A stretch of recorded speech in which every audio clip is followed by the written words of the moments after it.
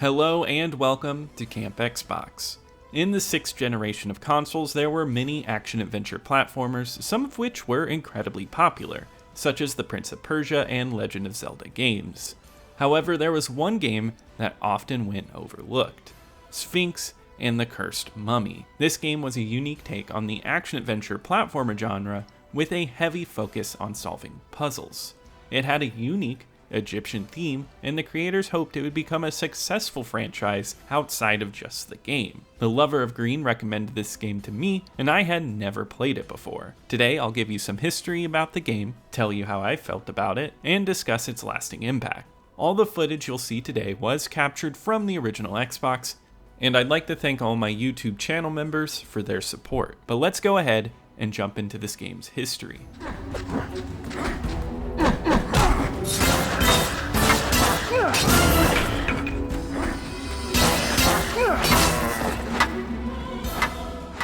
In 1996, the animation group Anibyte started developing Sphinx and the Cursed Mummy as an animated movie. However, they couldn't secure funds for the movie, so they asked game developer Eurocom to turn it into a game instead. Eurocom had previously worked with the group on the game 40 Winks, so they agreed to pivot the project into a video game. Production of the game began in 2000, and it was built using a custom engine.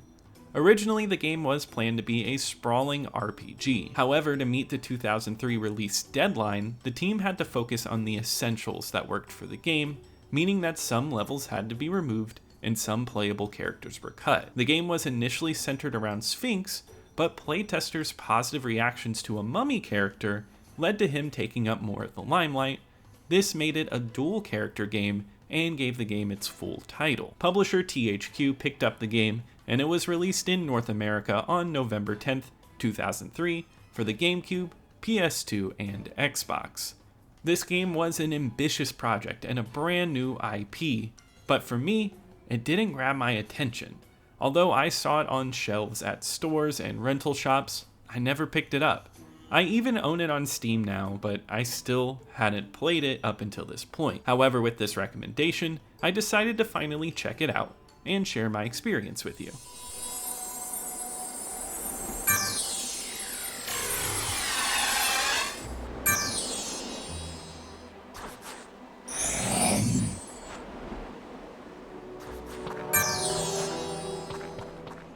Sphinx is a game set in an ancient Egypt-inspired world, complete with all the creatures and people you would expect.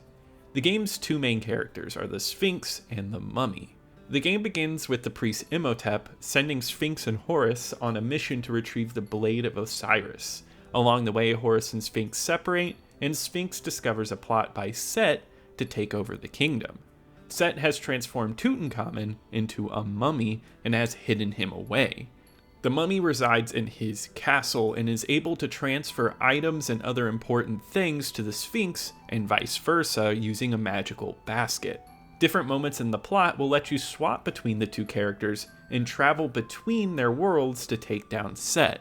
You can infiltrate Set's castle with the mummy or take out his minions in the outside kingdoms. The plot of the story unfolds in various ways, and it takes you on a 12-hour adventure through many different locations.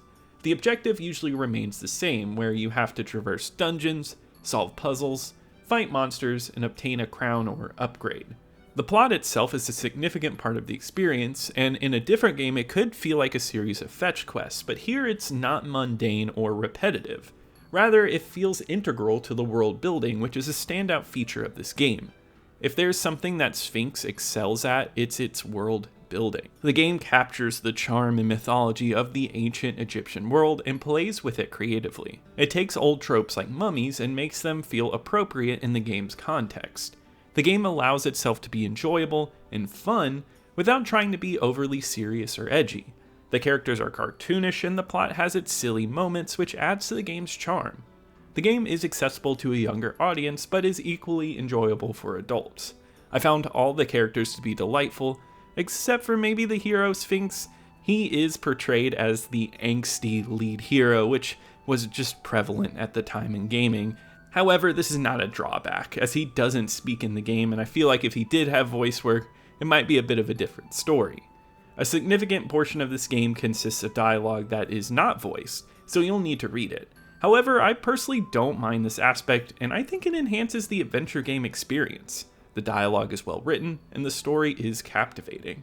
The pacing of the game is well executed, with only the final moments feeling a bit rushed. At 12 hours in length, I believe this game is a solid duration. The world building and Egyptian setting is what makes this game stick out in my memory. The plot is strong and engaging throughout.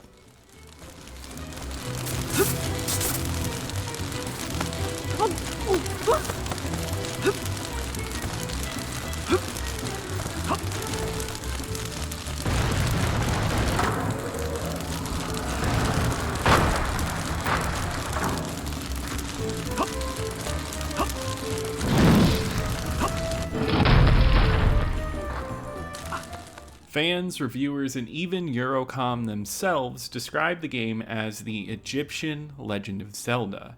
It's an action-adventure platformer where you solve puzzles, fight monsters, and collect upgrades to explore more of the world. The gameplay is done well, but what sets it apart is the two-character dynamic. Playing as Sphinx, you control the game like you normally would for a third-person action game. You use items like your sword and shield to fight enemies, and your platforming skills to navigate through the game's many dungeons. The controls are spot on, with sword hits and jumps feeling perfect. Though there are times where the platforming requires precision, it's never too difficult to get it done. One of the enjoyable features of fighting creatures in the game is the ability to capture them.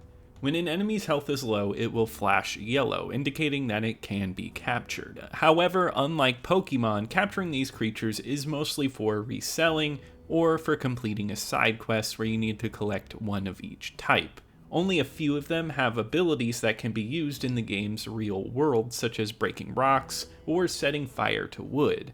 Although capturing creatures is not the main focus of the game, it's a small touch that makes it feel more fleshed out and well thought out. It adds an extra element to the combat system, making it more entertaining. I found myself battling hordes of enemies while trying to capture one enemy and avoiding taking hits, which added an extra level of challenge to the game. I had the most fun playing the mummy levels in this game. These levels don't involve combat and instead focus on puzzle solving.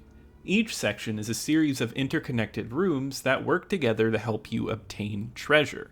For example, there's a dungeon where you must unlock 2 rooms on either side of a main room using a rail on the roof to reach them. Usually, you need to activate a switch by lighting your mummy on fire or electrifying the mummy. There are also rising water levels, and this will reset your status effect. The puzzle rooms are intricate, and explaining every detail would take too long, but the game design is excellent. I never felt lost, but the game didn't hold my hand either. I feel like the design always led me in the right direction. I usually don't enjoy dungeon puzzles that leave me feeling frustrated, but that wasn't the case here. Eurocom put a lot of effort into these sections, and it shows. The puzzle levels in this game are the most creative, featuring unique challenges like smashing yourself into a paper-thin shape, allowing you to slip through bars, or multiplying yourself so you can control 3 characters at once. If the action combat in the Sphinx levels doesn't work for you, I suggest sticking around for the mummy levels. They add a solid boost of variety that keeps the game engaging from start to finish. This isn't to say that the Sphinx levels are bad, they're quite fun, but the mummy levels offer something different that makes the game even better. The Sphinx levels do follow the format of a classic Zelda game, but with simpler puzzles. However, it makes up for that with more frequent combat, which I find engaging. The game is surprisingly difficult, and you will need to reach save points to avoid losing your progress. Health pickups are scarce, so you will need to scavenge for them. I found the game to be the right level of difficulty, and it did a good job of staying entertaining. It was nice to play something similar to Zelda on the Xbox, but with its own unique elements. The game features many objects that you can collect, such as blow darts with various types of ammo. This added a lot of creativity to the game.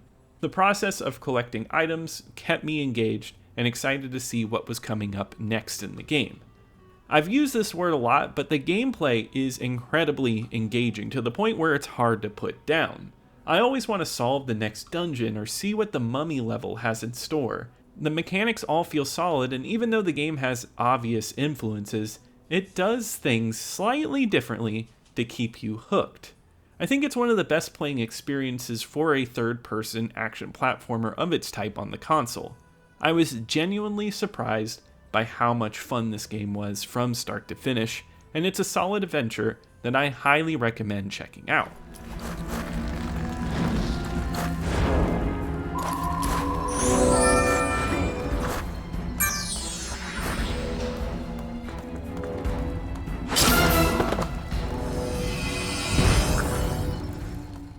Sphinx is a game that is inspired by Egyptian style. It runs on the Xbox at 480p and supports 16:9 widescreen, making it a great way to showcase the game's impressive scale.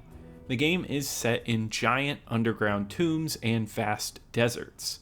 While the deserts do suffer from slight object pop-in, the draw distance is impressive, and the skyline is beautifully detailed with double moons and stars. The interiors of the tombs are stunning. Some areas are so vast and you'll look up and see what feels like miles and miles of room, much like the feeling you get when exploring the depths of Halo on the Xbox as well. The walls are adorned with intricate art and hieroglyphics, capturing the feeling of Egyptian spelunking perfectly. Sphinx is a visually stunning game with great art design. I really enjoy the character designs in this game, as they embody the different creatures of Egyptian mythology very well. All of them look solid, and the developers went for a more cartoony effect, which adds some silly things like the mummy giving the camera a thumbs up when obtaining an item. It's touches like that that makes this game fun. The overall look of the game feels like something off of a Cartoon Network show in 2003, and I wouldn't be surprised if they were aiming for some type of animated TV show to be spawned off of this game, much like another THQ title with Tak and the Power of Juju. The game features various locales that feel distinct, ranging from grand boss rooms to vast Egyptian cities and barren deserts with scattered encampments. The game's visual style remains consistent, but allows for exploration and a sense of variety, much like its gameplay. The game has a strong art design and it makes it stand out, and it consistently looks good, even when there is pop-in. Overall, it's a solid looking game with a lot of visual variety, making it a pleasure to explore.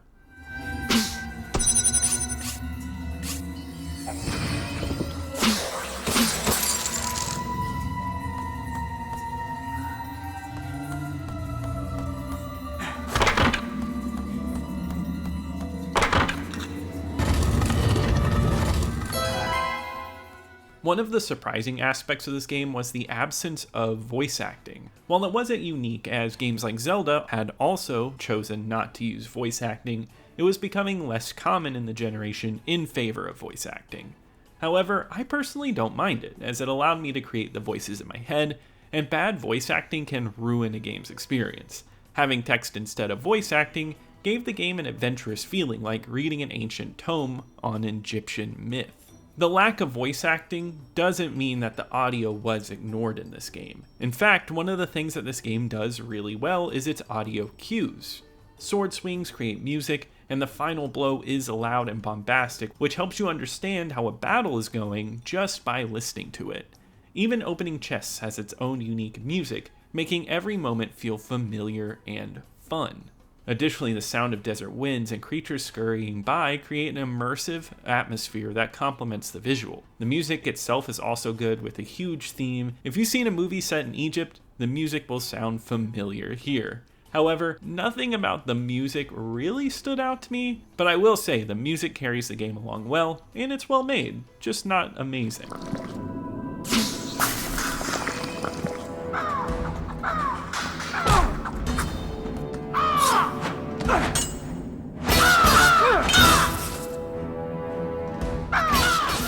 Sphinx and the Cursed Mummy is an engaging and fun game that offers an incredibly well-made, third-person action-adventure experience. The game's puzzles and dungeon exploration never became dull, making it a standout experience. Looking back, I wish I would have told younger me to not judge a book by a cover, which is something I am still learning to this day. The music and visuals craft the Egyptian world well, and the game is a testament to world building, which can help elevate a game and leave you wanting more. It takes inspiration from Zelda, but has its own unique style. It takes around 12 hours to beat, making it the perfect length for such a fun game. On my ranking list of every original Xbox game I've reviewed on this channel, Sphinx and the Cursed Mummy is ranked at number 19 out of 80. It was a tough choice on where to put it, but I would put it above Jedi Academy because I enjoyed Sphinx's gameplay more. However, I found Nightfire to just be a more replayable game.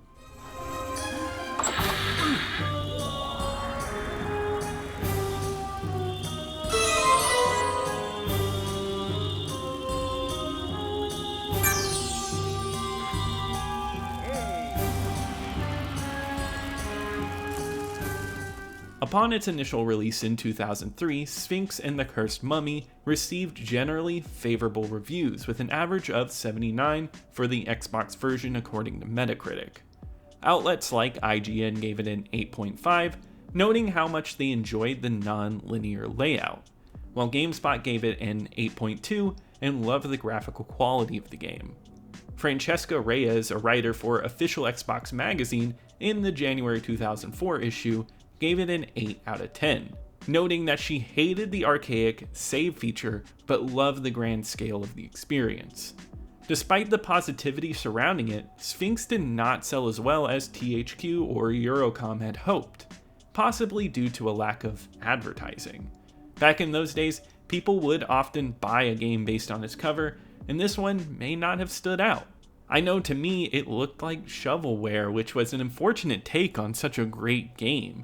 Whatever the reason, the game sold slowly and took a price cut to $20 only a few months after its release. The game was initially overlooked, but gradually gained popularity among its fanbase. As a result, THQ Nordic released an HD remaster in 2016, which greatly improved the graphics and overall appearance of the game. Updates are still being made, and there are mods available to restore previously cut content. Although I haven't played it yet, I am interested in exploring all the features that were left out. The game is often on sale on Steam, and a Switch port is also available. It has attracted a strong following, and it has a 3.3 average on user aggregate website backlogged based on 286 plays, and I highly recommend this game to anyone looking for an enjoyable and fulfilling gaming experience. But that does wrap it up for today. If you enjoyed this review, be sure to leave a like as it helps me out a lot in the algorithm. Subscribe to keep up with the retro Xbox content. Leave a comment below with any Sphinx memories. I'd love to hear from you. Tell me what I should cover next. And I want to give a huge shout out to my YouTube channel members. Thank you so much for your support. And I'll see you here next time at Camp Xbox.